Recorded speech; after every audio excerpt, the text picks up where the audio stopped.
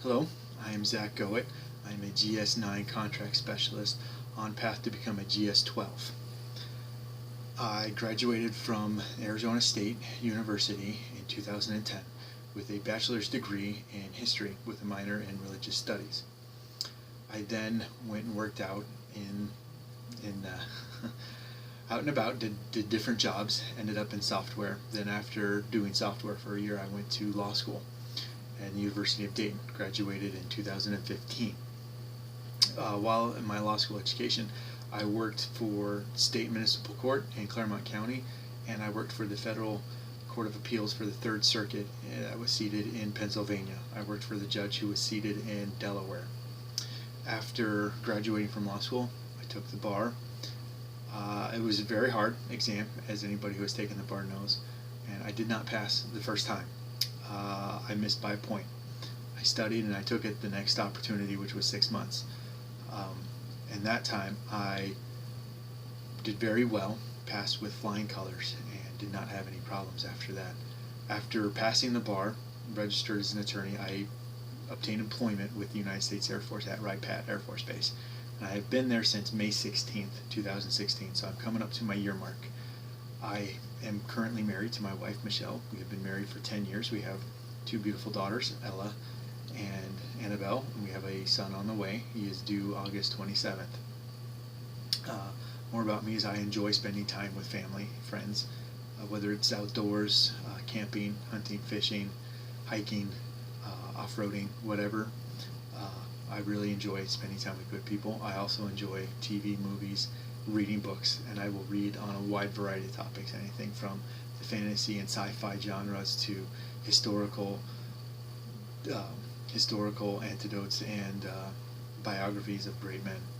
And because of the biographies here, man, I've been able to ascertain a little bit of what leadership qualities are. And talking about leadership, the point of this video is to expound upon what I believe a good leader is, or what leadership means. To be a leader in the organization, leading within the Air Force as a civilian. Now, having read many different stories about great men such as Theodore Roosevelt and General Eisenhower and John F. Kennedy, Abraham Lincoln, and Winston Churchill, these men exude great qualities of what it meant to be a leader. Each one of these men were able to inspire those around them and distill upon the people that they led a sense of loyalty, not only to them personally, but to the mission, to the goal, to the ultimate end result that they needed to achieve. I think that's a great leader, one that can inspire both loyalty to the leader himself, but more importantly to the mission. Another great aspect of leadership, or what leadership means to me, is that a leader is someone who manages people, handles people. A leader is somebody who can take anybody and help them become better, help them become the employee or the person that they are capable of becoming. A leader helps people continue down the path of progression. A manager just simply makes sure they're not running amok. Leaders really help them grow. And you see this throughout history with the great leaders, the great military generals. They did that.